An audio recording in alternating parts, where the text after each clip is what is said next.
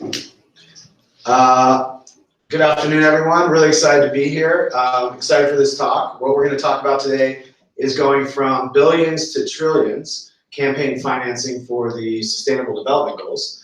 So to reach those goals by 2030, it takes a lot of money. And we're going to talk a lot about how to get that money, how brands are involved, and different types of activations. So I'm joined by Amy Agnew, from VP of International at Global Citizen. And I'm joined also by Natasha, who is the Chief Executive of The World We Want, and Sterling Media. So I'm going to have them talk a little bit about their organizations and what they do to kick it off, and then we'll get into the conversation. Okay. Shall I go first? Yes, please. So Global Citizen's an international campaigning organisation, and we are basically movement builders. We're trying to build the world's biggest movement of people who are all actively engaged in trying to bring about a world without extreme poverty by the year 2030. And we have this very unique model. We've got content, we have a whole content platform, but all of that content, every article you read, every video you watch, links to something you can do, a campaign action you can take, like a petition you could sign, or email your MP, tweet your Prime Minister. Okay. And then you get points for taking those actions, and then you're able to cash in those points for free tickets to events, mainly music events, pop concerts, gigs. But also we put on some really special, amazing Global Citizen festivals where you can't buy a ticket to come along. You need to earn your ticket by taking action. And we have this pop and policy mix up on our stages. So you're really going from not awareness campaigns, but awareness into actually taking action. Exactly. Yeah. We're trying to drive people up that ladder of engagement. Excellent. Yeah. Tasha? The World We Want was set up with the mission to kind of unlock the potential of ideas, people, tech, networks to accelerate progress to achieving the SDGs. So we run a number of different campaigns for different organizations aligned to different SDGs, so whether it's the World Food Programme, whether it's UN Women, whether it's about menstrual hygiene awareness as well, increasing awareness around women's reproductive sexual rights for the UNFPA. And so several different projects globally. We also have our own summit coming up with our partners, Times of India Group in India, launching this November. And the ambition there is to have something in the global south, starting off in India, which India can actually kind of spotlight its work in its accelerating progress towards the SDGs. Awesome. And I've got to introduce myself. I'm Jason Harris, CEO of Mekanism. We're an independent creative agency. And we actually have been involved. We did a campaign for the SDGs called One for All that we launched a couple of years ago. And it's interesting to hear you guys talk about not just doing campaigns, but actually creating change, because I think that's sort of the barometer when you're talking about achieving these 17 goals by 2030. It really takes everyone in the world to do sort of one action to get involved, or we're really not going to move the needle. I think just doing awareness isn't enough, obviously. Okay, cool. So I did want to ask you guys a question. Of the 17 goals, is there one that is most important to you? I think passionately quality education. So because that kind of interrelates with every single other goal. So if you achieve goal 4, you can achieve the rest of the goals. But I really feel one of the goals that really needs its due is goal 17, partnerships. Yeah. Because we're a big believer, even at, in our organization, that you need multi-sector stakeholders collaborating for social good.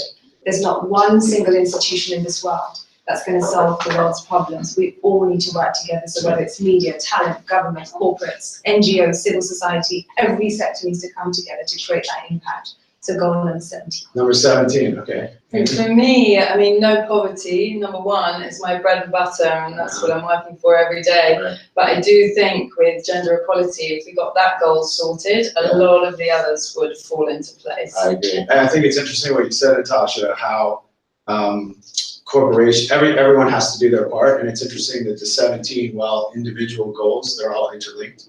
They're not individual goals, they're accomplished all together, which I think is interesting. All right, so we're talking about campaign financing and how do we actually get all the trillions of dollars we need. So there's a 1.4 trillion, it's hard to wrap your head around, shortfall every year in order to reach the 2030 goals. So that means whatever money is planned and being raised, additionally, every year we need 1.4 trillion more to reach the goals. Yeah, It's a big number. it is. Yeah. And we at Global Citizen, I'm really proud of the record that we've got. So in the since we've been going, basically 7 or 8 years, we've managed to unlock around 40 billion of new money, and most of that, around 75% of that, has been increases in aid that we've managed to unlock from governments, or better allocation of that aid. Yeah. But aid money, which is really, really important, and actually the best money to reach the hardest to reach people in the furthest away places, and has a really unique role in this whole bigger picture, will only ever be about a fifth, or not even a sixth, of that 1.4 trillion figure. And so when we thought about this, we realized that it just didn't add up, that if we were going to campaign to reach all 17 of these goals, and particularly to end extreme poverty, we needed to think differently about the way that we were campaigning, including because if you think of the middle income countries where poverty is on the rise, so Nigeria and India as well, it's not so that the money's there, and aid is only a tiny, tiny proportion of those budgets. So we are trying to create citizen-led movements to unlock money from domestic governments to put into the goals, to get businesses to invest in these markets, and really just to convince CEOs that there is a huge benefit to unlocking hundreds of millions of new consumers. And actually, so it's brands. It's all about brands. I think it's a huge thing. And if you think about so if you take the top 5 tech companies, they're economies in themselves, and combined, their cash revenue, their cash reserves, I think together of those top 5 tech companies are more than 170 countries in the world. Yeah. If you take their revenue combined, it's more than 175 or something countries in the world. And they've benefited a lot from investments from pension funds and sovereign wealth funds. And for us, we want to kind of unlock some of that money for this, rather than to support, business growth. It's interesting because you think about countries thinking from an international perspective instead of a national perspective. And when you're talking to governments, how do you get them to understand that, it's one world and it's all connected together? That's probably a tough conversation to have. Yeah, I mean, I think for brands, I can't believe we still have to do it, because the evidence is there. There's a really good business case to make. And we'll talk more a bit later about the partnership we have with P&G, but they've done really well at just continually trying to show the business case for this. And Natasha, I know, can you talk a little bit about you're having a summit in India, I believe? I know India represents about 1/3 of the world's population, so that's obviously a massive, massive market. Can you talk a little bit about the summit you're doing? Absolutely. So as you said, India has 1/3 of the world's population. So look at it positively or negatively. If the world's going to achieve its SDGs targets, India needs to achieve its targets as well. So the summit, the ambition with the summit is to create kind of a Davos, a Cannes Lion type platform, but hosted by the Global South. I don't really feel that there's something in the Global South where the solutions, the activations, the innovations, those, all of those discussions are happening and being taken note, and people taking notice of it across the world. A lot of that decision making seems to happen in the West. So we want to organize a summit. There's ambitions to change the host country every year, but to keep it in the Global South, where the Global South, countries in the Global South, so whether it's countries in Africa and India, Latin America, etc., they can actually have a leadership position. And I think it's my ambition. I would love to be part of India's success story, where India, in 10 years' time, actually can look back and say we were the benchmark country in achieving the SDGs. So that's the ambition with the summit. It's more of a high velocity event to kick off the broader 10-year strategy that we have in place to see how we can actually unlock this multi-sector collaborative approach that we talked about with bringing media, celebrities, the biggest Bollywood stars, the biggest Hollywood stars, civil society, citizens, etc., to accelerate progress and to amplify the good work that India is doing as well. But then also, spotlight the areas that we need to kind of push forward as well. Yeah. Okay, so we've covered sort of what you guys do, your organizations. We covered the shortfall of going from billions to trillions every year. We have 11 years to sort of hit 2030 and achieve these really, really challenging goals. How do you guys envision the way to tackle that? I mean, you talked a little about individual things you're doing. Is it a lot of organizations coming together, or is it sort of separate, everyone kind of doing their own thing? How do you envision that? And also, how do you interface with the UN as part of that solution? I think institutions like the UN, or whether it's the Commonwealth or governments, the heads of state, I think they're important because I think that's where the policy and the major sort of discussions are taken forward. But I'm a big believer that you can't fight for your rights if you don't know what your rights are. Right. So the discussions, and I think this is where the big issues were with the MDGs as well. Yeah. All of the decision making, all of the noise was happening at the top level. But how do you make this chatter like household chatter? How do you decentralize the goals as well? How do you bring the goals to the attention of every single human being on this planet? Right.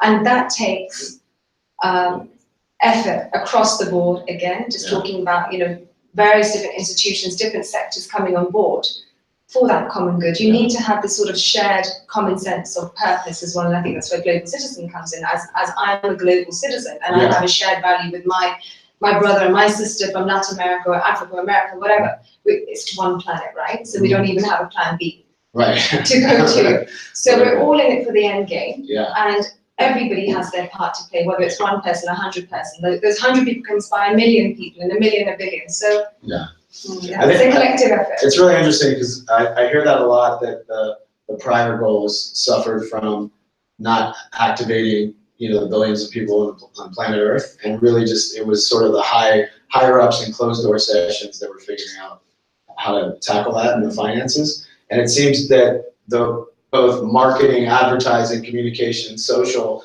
has really changed so that it's really democratized everything to bring it down to the individual citizen. So maybe you could talk a little bit about Yeah, and technology as well has really helped with that. I mean, so that I completely agree with what you said, Natasha, and that's completely embedded in our model. I was saying we have this POP and policy model, and so we just did this huge event in South Africa at the end of last year, 100,000 people in this enormous stadium, and you couldn't buy your ticket. You had to earn your ticket by taking part in these campaign actions. We had Beyonce, Jay-Z, Ed Sheeran, Chris Martin, completely incredible lineup, as well as some of the best African talent from the continent. And then we had 15 heads of state come and respond on stage to the campaigns that we've been running. So Erna Solberg, who's Prime Minister of Norway, for example, stood up and said, okay, I got your hundreds of thousands of tweets or messages, and I'm here to announce that Norway is going to invest more in, I think it was girls' education. We'd run these long campaigns, and it was incredible because you feed back to citizens who don't necessarily feel particularly empowered or inspired by politics or any of that kind of thing. And by hearing that tweet has had an impact on a girl, and we're really good storytellers, so we'll take it from the tweet to the leader, to the commitment, and we follow that through, and then we show the impact on that girl in Kenya or wherever, who will be educated as a result of your action. And that feels empowering and great, and like we can actually make this stuff happen. Yeah, it makes you feel optimistic because prior it was sort of top down, and now it's really the citizens sort of telling the people of power where to put the money. Absolutely. It doesn't say, I think with Global Citizen, I'm planning Global Citizen not here, but it's truly a brilliant organization. I think empathy is really key. I think once you understand somebody else's issues and problems, I mean, where I'm very privileged, from where I've come from, what I've achieved, I'm very privileged. But there's so many millions of other girls around this world who don't have the possibilities that we have. They don't even know they exist. And that's the sad thing. If only they knew what their potential could be, imagine what they could be doing. We could be creating the next Bill Gates of the world, or the next Milano, or whatever it could be, So obviously, there's the private sector, there's governments, and then a big area of financing is brands. And the good thing about the timing of all of this is that brands more than ever have to show their consumers that they care and that they have purpose and that they stand for something. So maybe talk a little about some brand examples. I know you did something with the Times in India. Is that right? We're doing something with Times. You're doing something, Do you want to talk about that? For the summit, Okay, I mean, it's a huge media, it's India's biggest media conglomerate, putting all of their media might, their networks, their connections, their reach to push the goals and raise awareness of the goals as well. But I think the trick with what we're trying to, what we're very committed to doing with the summit or the 10-year strategy is how we're going to create that awareness into a real form of action. So it's not just going to be a massive stage of all of these guys coming on board and, showing their brilliance, but, holding them accountable, but actually what happens after the event, what's the legacy as well. Awesome. So when you have media organizations, I think whether they're media, whatever sector they're in, they're an organization, they have a footprint, they have customers, they have employees. You have, like, for example, Tata, which is one of the world's biggest employers, like nearly 1 million employees worldwide. Imagine what those employees could be doing as well as ambassadors, or if they were evangelizing the goals as well. And think about the customer base as well. So there's so many different ways that brands and businesses and organizations can get behind the goals. And we're not just talking tangibly, i.e. financially. It's not just about, hey, you need to give us the money to do it. You could be doing it yourself in more intangible ways, like employee engagement programs, in mentoring as well is a really, really big thing that organizations should really pick up. Right, and you guys did something with P&G and National Geographic? So I've got a couple of examples from P&G, and it shows the development to where we got to with National Geographic, maybe by just describing one of the first elements that we did with them, because I found them quite brave and interesting in that they've completely embedded women's economic empowerment into their business model. So they're not just kind of slapping a bit of sponsorship onto us or anybody else. They've adapted their supply chain because there's this horrendous statistic of the trillions of dollars spent by multinational corporations on supplies, on buying. 1% is spent on women-owned businesses. 99% goes to male-owned businesses. And we all became aware of this, and they agreed to spend 100 million on purely women-owned businesses in developing countries, which is quite a upfront investment for them. And what they've been amazing about is showing how once they've gone through, they spent it in a year, and they really showed how it made business sense. Ultimately, it came back to them. Right. And there's just no question about that. And obviously it had the most amazing impact on, it was actually in India, a lot of it, and has had the most amazing impact on some of the women's lives, because women, we know, invest a lot more back into their families, back into their communities. There's this great study, a case study on our site, where that we talk about this woman from India who's got her whole community now working in this tea production place that she's now, selling to P&G. So not only did they do that by adapting their supply chain, but they also worked with us to get 9 other companies on board. So we had this brilliant moment on one of our stages in New York with 10 companies like Ernst & Young, J&J, Walmart, massive companies who all committed to spend 100 million on buying from women. And so P&G have seen this, the advocacy is bigger than them, basically.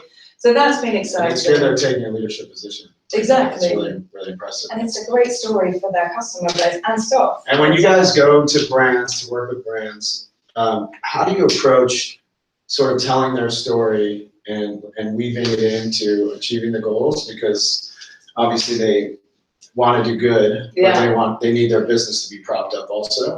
Is there a sort of any techniques or any approach that you guys have when you go to partner with brands that you've seen that are effective? I think that for me, the biggest statement to make to them is you could be doing well by doing good. You don't have to replace being purposeful with being profitable. You could be purposeful and profitable at the same time. Awesome. And I think data is really important. So when you look at even the hidden impact that women have and in our workforce and economically as well. So there was a statistic that says that if the gender gap of women not being in our workforce is costing us 15% of our GDP globally. That's a huge sum. Wow. So if you can demonstrate the data that these are the facts, these are the statistics, this is why you should be backing the goals.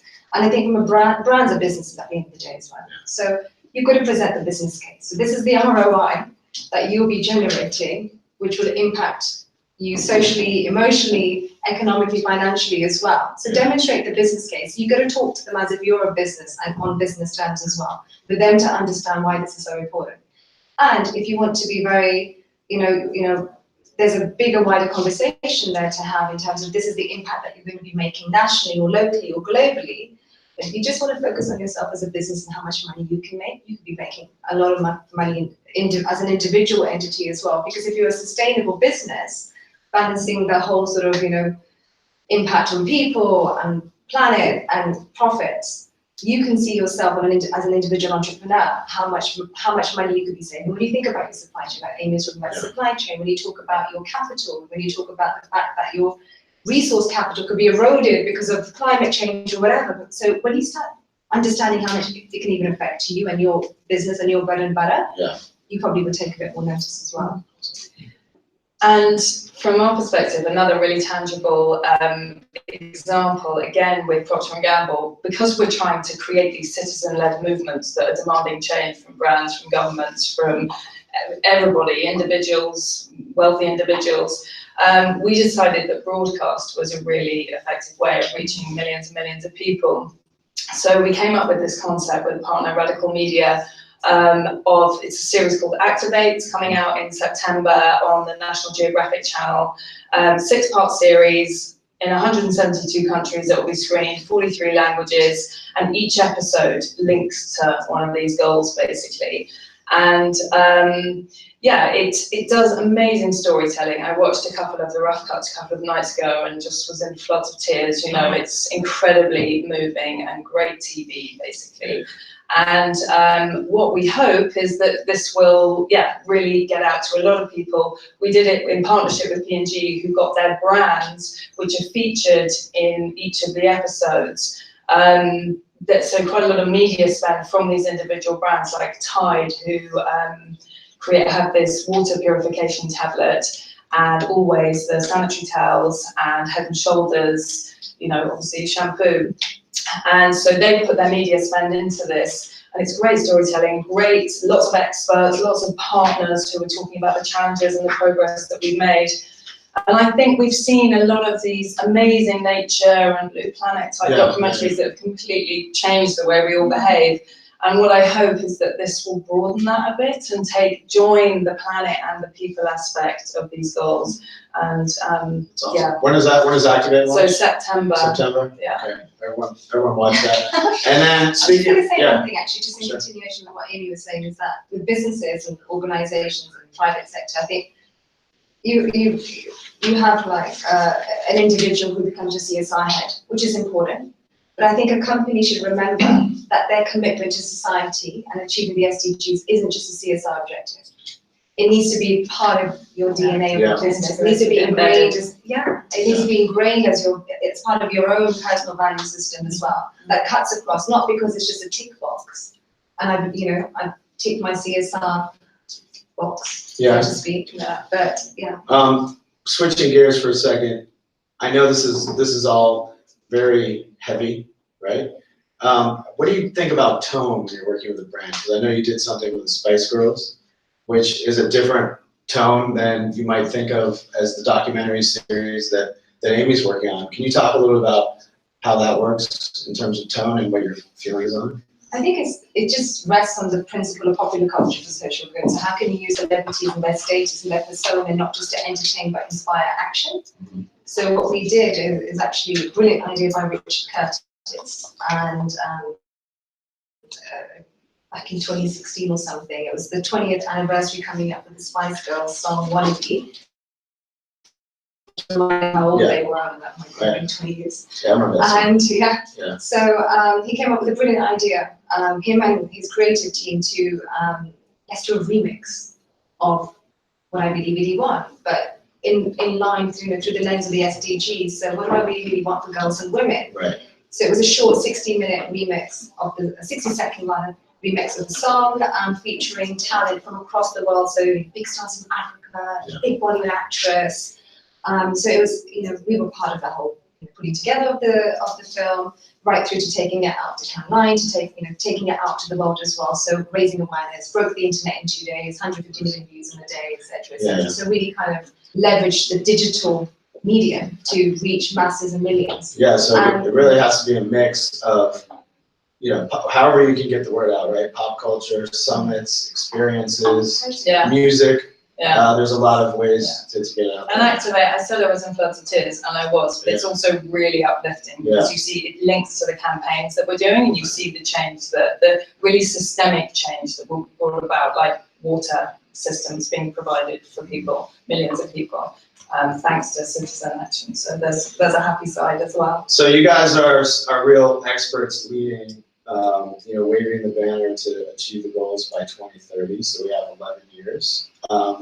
Do you guys think we can accomplish the goals in 11 years?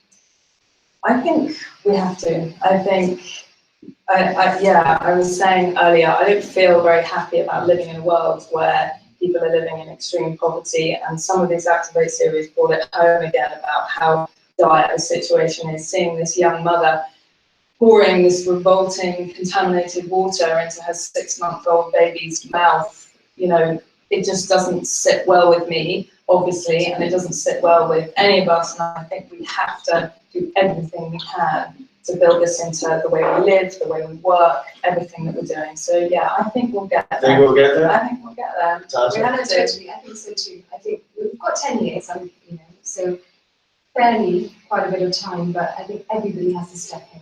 Everybody has to do their bit. And use whatever medium, whatever vehicle, whatever opportunity, whatever distribution channel as possible in your access to bring the goals to life.